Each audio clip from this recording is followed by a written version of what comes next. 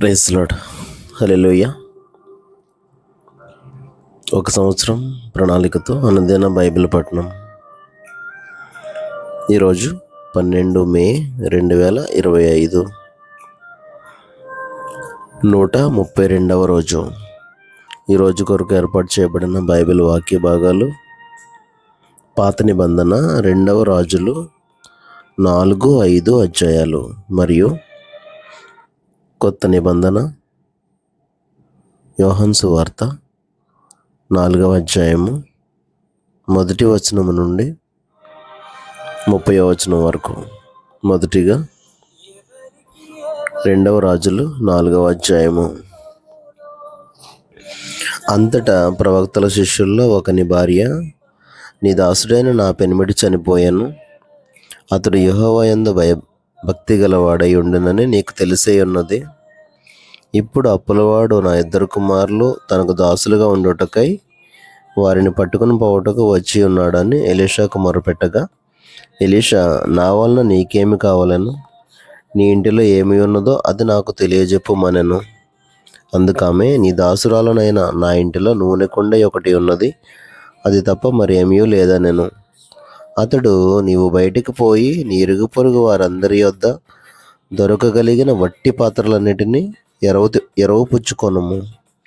అప్పుడు నీవు నీ ఇంటిలోనికి వచ్చి నీవును నీ కుమారులను లోపల నుండి తలుపు మూసి ఆ పాత్రలన్నిటిలో నూనె పోసి నిండినవి ఒక తట్టును ఉంచుమని ఆమెతో సెలవీయగా, ఆమె అతని యొద్ద నుండి పోయి తానును కుమారులను లోపల నుండి తలుపు మూసి కుమారులు తెచ్చిన పాత్రలలో నూనె పోసెను. పాత్రలన్నీ నిండిన తర్వాత ఇంకా పాత్రలు తెమ్మని ఆమె తన కుమారునితో చెప్పగా, వాడు మరేమీ లేవని చెప్పాను. అంతలో నూనె నిలిచిపోయాను. ఆమె దైవజనుడైన అతని వద్దకు వచ్చి సంగతి తెలియజెప్పగా, అతడు, నీవు పోయి ఆ నూనెను అమ్మి నీ అప్పు తీర్చి మిగిలిన దానితో నీవును నీ పిల్లలను బ్రతుకుడని ఆమెతో చెప్పాను. ఒక దినమందు ఎలీషా షూనేమి పట్టణమునకు పోగా, అచ్చట గనురాలైన ఒక స్త్రీ భోజనమునకు రమ్మని అతని బలవంతం చేశాను. కనుక అతడు ఆ మార్గమున వచ్చినప్పుడల్లా ఆమె ఎంట భోజనం చేయుచూ వచ్చాను. కాగా ఆమె తన పెనిమిటిని చూచి, మన యొద్దకు వచ్చుచూ పోవచ్చున్నవాడు భక్తిగల దైవజనుడని నేను ఎరుగుదును. కావున మనము అతనికి గోడ మీద ఒక చిన్న గది కట్టించి అందులో అతని కొరకు మంచము, బల్ల, పీట, దీపస్తంభము నుంచుదాం. అతడు మన యొద్దకు వచ్చినప్పుడల్లా అందులో బస చేయవచ్చునని చెప్పాను. ఆ తర్వాత అతడు అక్కడికి ఒకానొక దినమున వచ్చి ఆ గదిలో జోచి అక్కడ పరుండాను. పిమ్మట అతడు తన దాసుడైన గెహజీని పిలిచి, ఈ షూనేమీరాలని పిలువమనగా వాడు ఆమెను పిలిచాను. ఆమె వచ్చి అతని ముందర నిలవబడినప్పుడు అతడు, నీవు ఇంత శ్రద్ధాభక్తులు మా యందు కనబరిచితివి, నీకు నేనేం చేయవలను? రాజుతోనైనను సైన్యాధిపతితోనైనను నిన్ను గూర్చి నేను మాట్లాడవలనని కోరుచున్నావా అని అడుగుమని గెహజీకి ఆజ్ఞేయగా, వాడు ఆ ప్రకారము ఆమెతో అనెను. అందుకామె, నేను నా స్వజనులలో కాపురం ఉన్నాను అనెను. ఎలీషా ఆమె నేనేం చేయగోరుచున్నదని వానిని అడుగగా, గెహజీ, ఆమెకు కుమారుడు లేడు మరియు ఆమె పెనిమిటి ముసలివాడని అతనితో చెప్పాను. అందుకతడు, ఆమెను పిలువమనగా వాడు ఆమెను పిలిచాను. ఆమె వచ్చి ద్వారమందు నిలువగా, ఎలీషా, మరుసటి ఏట ఈ ఋతువున నీ కౌగిట కుమారుడు ఉండునని ఆమెతో అనెను. ఆమె ఆ మాట విని, దైవజనుడవైన నా ఏలినవాడా, అలాగూ పలకవద్దు, నీ దాసురాలనైన నాతో అబద్ధం ఆడవద్దు అనెను. పిమ్మట ఆ స్త్రీ గర్భవతి అయి మరుసటి ఏట ఎలీషా తనతో చెప్పిన కాలమున కుమారుని కనెను. ఆ బిడ్డ ఎదిగిన తర్వాత ఒకనాడు కోత కోయి వారి యొద్దనున్న తన తండ్రి దగ్గరకు పోయి అక్కడ ఉండగా, వాడు నా తల పోయినే అని తన తండ్రితో చెప్పాను. అతడు వానిని ఎత్తుకుని తల్లి యొద్దకు తీసుకుని పొమ్మని పనివారిలో ఒకనికి చెప్పగా, వాడు ఆ బాలుని ఎత్తుకుని వాని తల్లి వద్దకు తీసుకుని పోయాను. పిల్లవాడు మధ్యాహ్నం వరకు తల్లి తొడ మీద పండుకుని ఉండి చనిపోయాను. అప్పుడు ఆమె పిల్లవారిని దైవజనుని మంచము మీద పెట్టి తలుపు వేసి బయటకు వచ్చి, ఒక పనివానిని ఒక గాడిదను నా యొద్దకు పంపము, నేను దైవజనుని యొద్దకు పోయి వచ్చేదనని తన పెనిమిడితో ఆమె అనగా, అతడు, నేడు అమావాస్య కాదే, విశ్రాంతి దినము కాదే, అతని యొద్దకు ఎందుకు పోవదు అని అడుగగా, ఆమె, నేను పోవటం మంచిదని చెప్పి గాడిదకు గంత కట్టించి తాను ఎక్కి తన పనివానితో, శీఘ్రముగా తోలుము, నేను నీకు సెలవిచ్చితేనే గాని నిమ్మలంగా తోలవద్దనెను. ఈ ప్రకారము ఆమె పోయి కర్మెలు పర్వతమందున్న ఆ దైవజనుని వద్దకు వచ్చాను. దైవజనుడు దూరము నుండి ఆమెను చూచి, ఇదిగో ఆ షూనేమీయురాలు, నీవు ఆమెను ఎదుర్కొనుటకై పరుగున పోయి నీవును నీ పెనిమిటియు నీ బిడ్డయు సుఖముగా ఉన్నారా అని అడుగుమని తన పనివాడైన గేహజీతో చెప్పి పంపాను. అందుకు ఆమె సుఖముగా ఉన్నామని చెప్పాను. పిమ్మట ఆమె కొండ మీద ఉన్న దైవజనుని వద్దకు వచ్చి అతని కాళ్ళు పట్టుకొనెను. గేహజీ ఆమెను తోలివేయుటకు దగ్గరకు రాగా దైవజనుడు, ఆమె బహు వ్యాకులముగా ఉన్నది, యెహోవా ఆ సంగతి నాకు తెలియజేయక మరుగు చేశాను, ఆమె జోలికి పోవద్దని ఆజ్ఞ ఇచ్చాను. అప్పుడు ఆమె, కుమారుడు కావాలని నేను నా ఏలినవాడనైన నిన్ను అడిగితినా? నన్ను భ్రమ పెట్టవద్దని నేను చెప్పలేదా అని అతనితో మనవి చేయగా, అతడు, నీ నడుము బిగించుకొని నా దండమును చేతపట్టుకుని పొమ్ము. ఎవరైనా నీకు ఎదురుపడిన ఎడల వారికి నమస్కరింపవద్దు, ఎవరైనా నీకు నమస్కరించిన ఎడల వారికి ప్రతి మర్యాద చేయవద్దు. అక్కడికి పోయి నా దండమును ఆ బాలుని ముఖము మీద పెట్టుమని గేహజీకి ఆజ్ఞ ఇచ్చి పంపాను. తల్లి ఆ మాట విని, యెహోవా జీవం తోడు, నీ జీవం తోడు, నేను నిన్ను విడువనని చెప్పగా అతడు లేచి ఆమెతో కూడా పోయెను. గేహజీ వారికంటే ముందుగా పోయి ఆ దండమును బాలుని ముఖం మీద పెట్టాను, గాని ఏ శబ్దమును రాకపోయాను, ఏమీ వినవచ్చినట్టు కనబడలేదు. గనుక వాడు ఎలీషాను ఎదుర్కొని వచ్చి, బాలుడు మేలుకొనలేదని చెప్పాను. ఎలీషా ఆ ఇంట వచ్చి బాలుడు మరణమై ఉండి తన మంచము మీద పెట్టబడి ఉండుట చూచి తానే లోపలికి పోయి వారిద్దరే లోపల నుండగా తలుపు వేసి యెహోవాకు ప్రార్థన చేసి మంచము మీద ఎక్కి బిడ్డ మీద తనను చాచుకొని తన నోరు వాని నోటి మీదను, తన కండ్లు వాని కండ్ల మీదను, తన చేతులు వాని చేతుల మీదను ఉంచి బిడ్డ మీద పొడుగుగా పండుకొనగా ఆ బిడ్డ ఒంటికి వెట్ట పుట్టెను. తాను దిగి ఇంటిలో యువతల నుండి అవతలకు ఒకసారి తిరిగి నడిచి మరలా మంచం మీద ఎక్కి వాని మీద పొడుగుగా పండుకొనగా బిడ్డ 7 మార్లు తుమ్మి కండ్లు తెరచెను. అప్పుడు అతడు గేహజీని పిలిచి ఆ షూనేమీయురాలిని పిలుచుకుని రమ్మనగా వాడు ఆమెను పిలిచాను. ఆమె అతని వద్దకు రాగా అతడు, నీ కుమారుని ఎత్తుకొనమని ఆమెతో చెప్పాను. అంతటా ఆమె లోపలికి వచ్చి అతని కాళ్ళ మీద సాష్టాంగపడి లేచి తన కుమారుని ఎత్తుకుని పోయాను. ఎలీషా గిల్గాలునకు తిరిగి రాగా ఆ దేశమందు క్షామం కలిగి ఉండెను. ప్రవక్తల శిష్యులు అతని సమక్షమునందు కూర్చుండి ఉండగా అతడు తన పనివానిని పిలిచి పెద్ద కుండ పొయ్యి మీద పెట్టి ప్రవక్తల శిష్యులకు కూర వంట చేయమని సెలవిచ్చాను. అయితే ఒకడు కూరాకులు ఏరుటకు పొలంలోనికి పోయి వెర్రి ద్రాక్ష చెట్టును చూచి దాని గుణం ఎరుగక దాని తీగలు తెంపి ఒడి నిండా కోసుకుని వచ్చి వాటిని తరిగి కూరకుండలో వేశాను. తినుటకు వారు వడ్డింపగా ప్రవక్తల శిష్యులు రుచి చూచి, దైవజనుడా, కుండలో విషం ఉన్నదని కేకలు వేసి దానిని తినక మానిరి. అతడు పిండి కొంత తెమ్మనెను. వారు తేగా కుండలో దాన్ని వేసి జనులు భోజనం చేయుటకు వడ్డించుడని చెప్పాను. వడ్డింపగా కుండలో మరి ఏ జబ్బు కనిపింపకపోయాను. మరియు ఒకడు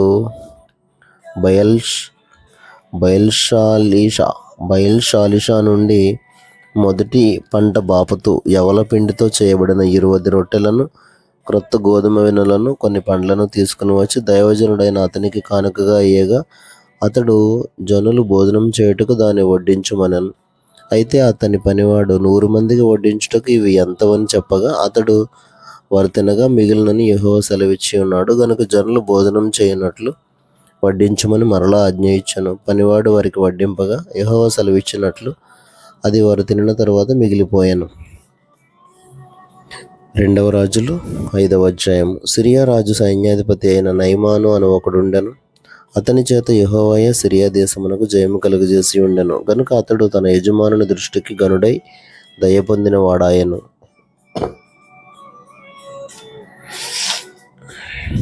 అతడు మహాపరాక్రమశాలి అయి ఉండెను. గాని అతడు కుష్ఠరోగి. సిరియన్లు గుంపు గుంపులుగా బయలుదేరి ఇజ్రాయేల్ దేశం మీదకి పోయి ఉండిరి. వారు అచ్చట నుండి ఒక చిన్నదాని చెరగొని తేగ అది నయమాను భార్యకు పరిచారం చేయుచుండెను. అది షోమ్రోనులోనున్న ప్రవక్త దగ్గర నా ఏలినవాడు ఉండవలనని నేనెంతో కోరుచున్నాను. అతడు నా ఏలినవానికి కలిగిన కుష్ఠరోగమును బాగు చేయునని తన యజమానురాలతో అనెను. నయమాను రాజునొద్దకు పోయి ఇజ్రాయేల్ దేశపు చిన్నది చెప్పిన మాటలను అతనికి తెలియచేయగా సిరియా రాజు, నేను ఇజ్రాయేల్ రాజునకు దూత చేత పత్రిక పంపించదునని ఆజ్ఞ ఇచ్చాను గనుక అతడు 20 మణుగుల వెండియు 1,20,000 రూపాయల బంగారును 10 దుస్తుల బట్టలను తీసుకుని పోయి ఇజ్రాయేల్ రాజునకు పత్రికను అప్పగించాను. ఆ పత్రికలో ఉన్న సంగతి ఏదనగా, నా సేవకుడైన నయమానుకు కలిగిన కుష్ఠరోగమును నీవు బాగు చేయవలనని ఈ పత్రికను అతని చేత నీకు పంపించి ఉన్నాను. ఇజ్రాయేలు రాజు ఈ పత్రికను చదివి వస్త్రములు చింపుకుని, చంపుటకును బ్రతికించుటకును నేను దేవుడనా? ఒకనికి కలిగిన కుష్ఠరోగమును మాన్పుమని నా యొద్దకు ఇతడు పంపుట ఏమి? నాతో కలహమునకు కారణము అతడు ఎట్లు వెతుకుచున్నాడో మీరు ఆలోచించుడనెను. ఇజ్రాయేల్ రాజు తన వస్త్రమును చింపుకున్న సంగతి దైవజనుడైన ఎలీషాకు వినబడినప్పుడు అతడు, నీ వస్త్రములు నీవెందుకు చింపుకొంటివి? ఇజ్రాయేలులో ప్రవక్త ఒకడున్నాడని అతనికి తెలియబడినట్లు అతని నా యొద్దకు రానిమ్ము అని రాజునకు వర్తమానం చేశాను. నయమాను గుర్రములతోనూ రథములతోనూ వచ్చి ఎలీషా ఇంటి ద్వారం ముందర నిలిచి ఉండగా, ఎలీషా, నీవు యొర్దాను నదికి పోయి 7 మార్లు స్నానం చేయము, నీ ఒళ్ళు మరలా బాగై నీవు శుద్ధుడు వగదు అని అతనితో చెప్పుటకు ఒక దూతను పంపాను. అందుకు నయమాను కోపం తెచ్చుకుని తిరిగిపోయి ఇట్లనెను. అతడు నా యొద్దకు వచ్చి నిలిచి తన దేవుడైన యెహోవా నామమును బట్టి తన చెయ్యి రోగముగా ఉన్న స్థలము మీద ఆడించి కుష్ఠరోగమును మానుపునని నేను అనుకుంటుని. దమస్కు నదులైన అబానాయిను, ఫర్ఫరును ఇజ్రాయేల్ దేశంలోని నదులన్నిటికంటే శ్రేష్టమైనవి కావా? వాటిలో స్నానం చేసి శుద్ధునొందలేనా అని అనుకుని రౌద్రుడై తిరిగి వెళ్ళిపోయాను. అయితే అతడి దాసుల్లో ఒకడు వచ్చి, నాయనా, ఆ ప్రవక్త ఏదైనా ఒక గొప్ప కార్యం చేయమని నియమించిన ఎడల నీవు చేయకుందువా? అయితే స్నానం చేసి శుద్ధుడవు కమ్మను మాట దానికంటే మేలు కాదా అని చెప్పినప్పుడు అతడు పోయి దైవజనుడు చెప్పినట్లు యొర్దాను నదిలో 7 మార్లు మునుగగా అతని దేహం పసిపిల్ల దేహం వలనై అతడు శుద్ధుడాయను. అప్పుడు అతడు తన పరివారంతో కూడా దైవజనుని దగ్గరకు తిరిగి వచ్చి అతని ముందర నిలిచి, చిత్తగించుము, ఇజ్రాయేల్లోనున్న దేవుడు తప్ప లోకమంతటి యందును మరి ఒక దేవుడు లేడని నేను ఎరుగుదును. ఇప్పుడు నీవు నీ దాసుడనైన నా యొద్ద బహుమానం తీసుకొనవలసిందని అతనితో చెప్పగా, ఎలీషా, ఎవని సన్నిధిని నేను నిలవబడి ఉన్నానో ఇజ్రాయేలు దేవుడైన ఆ యెహోవా జీవము తోడు నేనేమీ తీసుకొనను అని చెప్పాను. నయమాను అతనిని ఎంతో బతిమాలను, అతడు ఒప్పకపోయాను. అప్పుడు యెహోవాకు తప్ప దహన బలినైనను మరి ఏ బలినైనను ఇతరమైన దేవతలకు నేనికను అర్పింపను. 2 కంచెల గాడిదలు మోయుపాటి మన్ను నీ దాసుడైన నాకు ఇప్పించకూడదా? నా యజమానుడు మొరక్కుటకు రిమ్మోను గుడిలో చొచ్చి నా చేతి మీద ఆనుకున్నప్పుడు నేను రిమ్మోను గుడిలో నమస్కారం చేసిన ఎడల రిమ్మోను గుడిలో నేను నమస్కారం చేసిన సంగతిని గూర్చి యెహోవా నీ దాసుడైన నన్ను క్షమించును గాకని నయమాను చెప్పగా, ఎలీషా నెమ్మది కలిగి పొమ్మని అతనికి సెలవిచ్చాను. అతడు ఎలీషా యొద్ద నుండి వెళ్ళి కొంత దూరం సాగిపోయాను. అంతటా దైవజనుడైన ఎలీషాకు సేవకుడగు గేహజీ, సిరియనుడైన ఈ నయమాను తీసుకుని వచ్చిన వాటిని అంగీకరించుటకు నా యజమానుడికి మనస్సు లేకపోయాను గాని యెహోవా జీవం తోడు నేను పరిగెత్తుకుని పోయి అతను కలుసుకుని అతని యొద్ద ఏదైనా తీసుకుందును అనుకుని నయమానును కలుసుకున్నట్టుకై పోవుచుండగా, నయమాను తన వెనుక నుండి పరుగున వచ్చుచున్న వారిని చూచి తన రథము మీద నుండి దిగి వారిని ఎదుర్కొని, క్షేమమా అని అడిగాను. అతడు క్షేమమే అని చెప్పి, నా యజమానుడు నా చేత వర్తమానం పంపి, ప్రవక్తల శిష్యుల్లో 2 యవ్వనులు ఎఫ్రాయిము మన్యము నుండి నా యొద్దకు ఇప్పుడే వచ్చారు గనుక నీవు వారి కొరకు 2 మణుగుల వెండియు 2 దుస్తుల బట్టలను దయచేయమని సెలవిచ్చుచున్నాడు అనెను. అందుకు నయమాను, నీకు అనుకూలమైతే రెట్టింపు వెండి తీసుకొనమని బతిమాలి 2 సంచుల్లో 4 మణుగుల వెండి కట్టి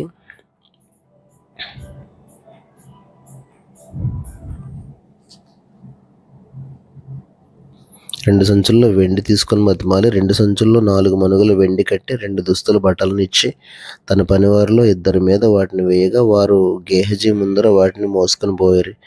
మెట్ల దగ్గరకు వారు రాగానే వారి యొద్ద నుండి గేహజీ వాటిని తీసుకుని ఇంటిలో దాచి వారికి సెలవీయగా వారు వెళ్ళిపోయారు.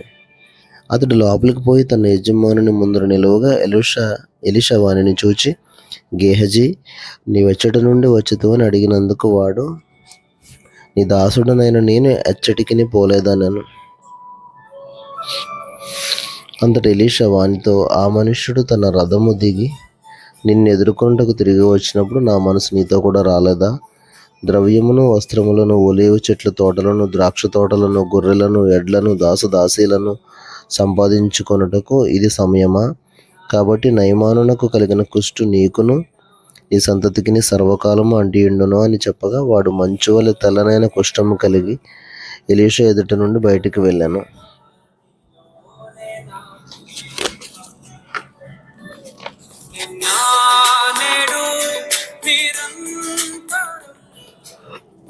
క్రొత్త నిబంధన యోహాను సువార్త 4వ అధ్యాయం 1 నుండి 30 వచనాలు. యోహాను కంటే యేసు ఎక్కువ మందిని శిష్యులనుగా చేసుకుని వారికి బాప్తిస్మం ఇచ్చిన సంగతి పరిసయ్యులు వినిరని ప్రభువునకు తెలిసినప్పుడు ఆయన యూదయ దేశం విడిచి గలిలయ దేశమునకు తిరిగి వెళ్ళాను. ఆయనను యేసే బాప్తిస్మం ఇయ్యలేదు గాని ఆయన శిష్యులు ఇచ్చుచుండిరి. ఆయన సమరయ మార్గమున వెళ్ళవలసి వచ్చెను గనుక యాకోబు తన కుమారుడైన యోసేపుకి ఇచ్చిన భూమి దగ్గరనున్న సమరయలోని సుకారను ఒక ఊరికి వచ్చాను. అక్కడ యాకోబు బావి ఉండెను గనుక యేసు ప్రయాణము వలన అలసి ఉన్న రీతినే ఆ బావి యొద్ద కూర్చుండెను. అప్పటికి ఇంచుమించు 12 గంటలు ఆయను. సమరయ స్త్రీ ఒకటి నీళ్లు చేదుకొనుటకు అక్కడికి రాగా, యేసు నాకు దాహమునకిమ్మని ఆమెను అడిగాను. ఆయన శిష్యులు ఆహారం కొనుటకు ఊరిలోనికి వెళ్ళి ఉండిరి.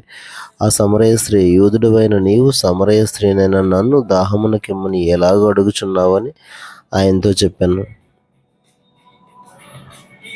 ఎలయనగా యూదులు సమరయులతో సాంగత్యం చేయరు. అందుకు యేసు, నీవు దేవుని వరమును నాకు దాహమునకిమ్మని నిన్ను అడుగుచున్నవాడెవడో అదియు ఎరిగి ఉంటే నీవు ఆయనను అడుగుదువు, ఆయన నీకు జీవజలం ఇచ్చునని ఆమెతో చెప్పాను. అప్పుడు ఆ స్త్రీ, అయ్యా, ఈ బావి లోతైనది, చేదుకొనుటకు నీకేమీ లేదే. ఆ జీవజలం ఎలాగూ నీకు దొరుకును? తానును తన కుమారులను పశువులను ఈ బావి నీళ్లు త్రాగి మాకిచ్చిన మన తండ్రి అయిన యాకోబు కంటే నీవు గొప్పవాడవా అని ఆయనను అడిగాను. అందుకు యేసు, ఈ నీళ్లు త్రాగు ప్రతివాడును మరలా దప్పిగొనను. నేనిచ్చు నీళ్లు త్రాగువాడు ఎప్పుడునూ దప్పిగొనడు. నేను వానికిచ్చు నీళ్లు నిత్య జీవమునకై వానిలో ఊరెడి నీటి బుగ్గగా ఉండనని ఆమెతో చెప్పాను. ఆ స్త్రీ ఆయనను చూచి, అయ్యా, నేను దప్పిగొనకుండునట్లును చేదుకొనుటకింత దూరం రాకుండునట్లును ఆ నీళ్లు నాకు దయచేయమని అడగగా, యేసు, నీవు వెళ్ళి నీ పెనిమిటిని పిలుచుకుని ఇక్కడికి రమ్మని ఆమెతో చెప్పాను. ఆ స్త్రీ, నాకు పెనిమిటి లేడనగా, యేసు ఆమెతో, నాకు పెనిమిటి లేడని నీవు చెప్పిన మాట సరియే. నీకు 5 పెనిమిట్లు ఉండిరి, ఇప్పుడు ఉన్నవాడు నీ పెనిమిటి కాడు. సత్యమే చెప్పితివనెను. అప్పుడు ఆ స్త్రీ, అయ్యా, నీవు ప్రవక్తవని గ్రహించుచున్నాను. మా పితరులు ఈ పర్వతమందు ఆరాధించిరి గాని ఆరాధింపవలసిన స్థలం యెరూషలేములో ఉన్నదని మీరు చెప్పుదురని ఆయనతో అనగా, యేసు ఆమెతో ఇట్లనెను, అమ్మా, ఒక కాలం వచ్చుచున్నది, ఆ కాలమందు ఈ పర్వతం మీదనైనను యెరూషలేములోనైనను మీరు తండ్రిని ఆరాధింపరు. నా మాట నమ్ముము. మీరు మీకు తెలియని దానిని ఆరాధించువారు, మేము మాకు తెలిసిన దాన్ని ఆరాధించువారము. రక్షణ యూదుల్లో నుండియే కలుగుచున్నది. అయితే యథార్థంగా ఆరాధించువారు ఆత్మతోనూ సత్యముతోనూ తండ్రిని ఆరాధించు కాలం వచ్చుచున్నది. అది ఎప్పుడునూ వచ్చేయున్నది. తన్ను ఆరాధించేవారు అట్టివారే కావాలని తండ్రి కోరుచున్నాడు. దేవుడు ఆత్మ గనుక ఆయనను ఆరాధించేవారు ఆత్మతోనూ సత్యంతోనూ ఆరాధింపవలని అనెను.